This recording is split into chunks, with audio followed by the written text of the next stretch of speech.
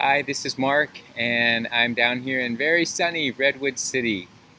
This is my weekly stop to teach to a company down here called Init, and they're a startup, and they're in their late stages of it, and they just launched their new app called Init, I-N-N-I-T. It's only available on iOS right now. I got to see it, and it's pretty cool. It helps you with food preparation, giving you ideas about what to eat based on your diet. If you restrict certain things, then you put that in there. It tells you what you can make and what you need to buy and how you do it in little videos, and it's pretty amazing. So I'm getting to do my reading from the Golden Present down here. Daily inspirational readings by Sri Swami Satchidananda. Winding this project down. I'm a little behind catching up, and I know I'm going to be able to make it, but this is for December 11th. And the topic is, that's probably why it's called a donut. We are all getting fried. Don't jump out of the pan before you get fried completely. Just be comfortable inside it. If you jump out of the pot, nobody will eat you. Who will eat a half-fried donut? That's probably why it's called a donut. Do not jump out. So have complete trust in God. Everything else will happen by itself. Your life will be smooth sailing. Let's not have unnecessary worry over anything. Yes, I know sometimes we are even worried about the future of the world. What will happen? They are all piling up arms and ammunition and nuclear this and that. What are you going to accomplish with your worry? Worrying doesn't help. If you remain calm and peaceful, you will know just what to do. Just do your part and leave the rest to God. Amen. I feel like that last part in particular is a really important message that I feel strongly about, to help share that information and to consider that sometimes our own worry and anxiety about something can become counterproductive. It can bring out really the worst in us, because when we're in that state of fear and there's a sense of urgency, and we basically can't do a whole lot about it in that moment because we're gripped with that fear and panic and worry, we're really being of no use, and we're sending out ripples and signals of that negative energy, and that might even start to become unconscious, that's what we're starting to put out in the world. And we might even feel a sense of duty to put that out there in the world, to make people like, oh my gosh, you guys, look what's happening, we're all doomed. To sort of spread that kind of energy. To me, is it really helping shift things? Is it really helping us wake up? Or is that ripple of fear paralyzing us or making us feel hopeless? I like what he says here. When you remain calm and peaceful, you will know what to do. So in that state, when we're calm and peaceful, we begin to have more access to the brain, more ability to know how to get an overview of the situation and recognize, what can I truly do? What do I need to let go of? Is my role to help inspire others with positive thought and positive effort?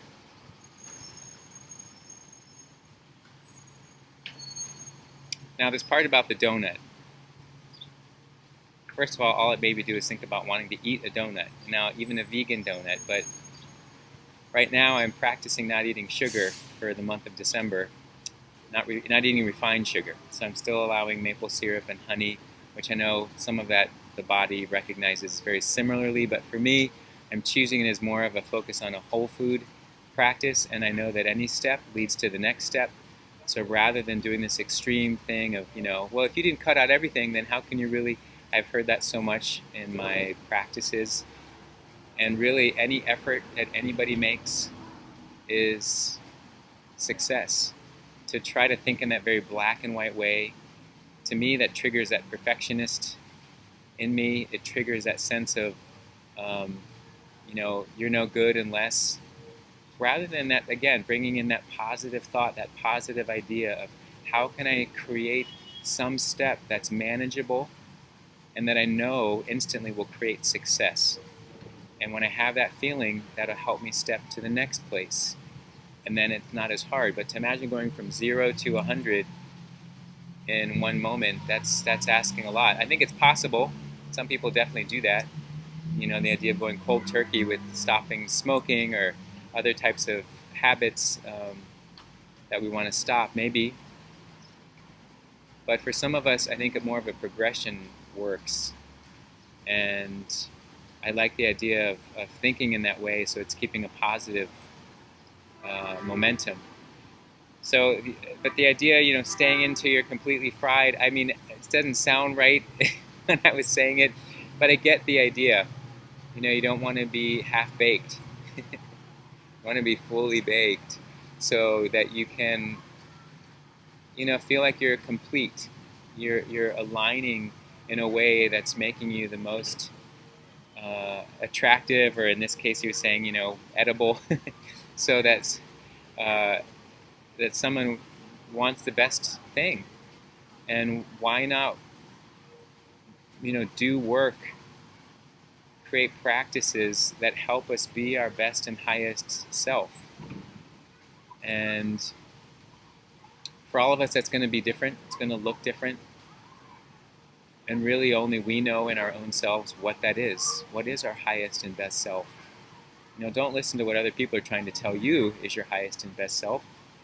You've got to learn how to do that inward journey to hear what is meant to come forward. And I feel like that's, to me, been one of the more significant parts of having a practice, is that you begin to develop that ability to hear these inner messages that we otherwise often block or we sabotage in different ways. And,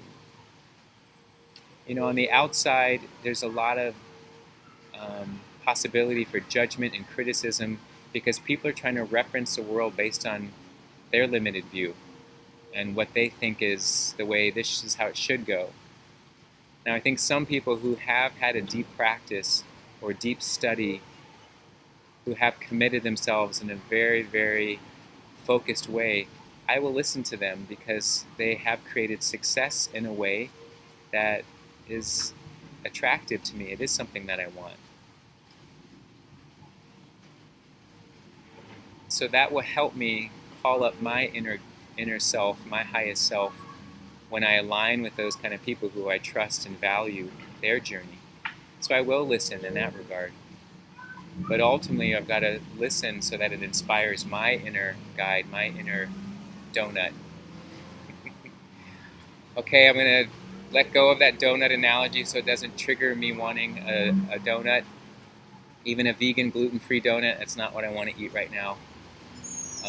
Maybe out there's a vegan, gluten-free maple syrup sweetened donut, but the whole point is, I'm trying to work on eating more whole foods based. So anyway, that's my share for today, and thanks for being a part of this process, and I'll see you soon.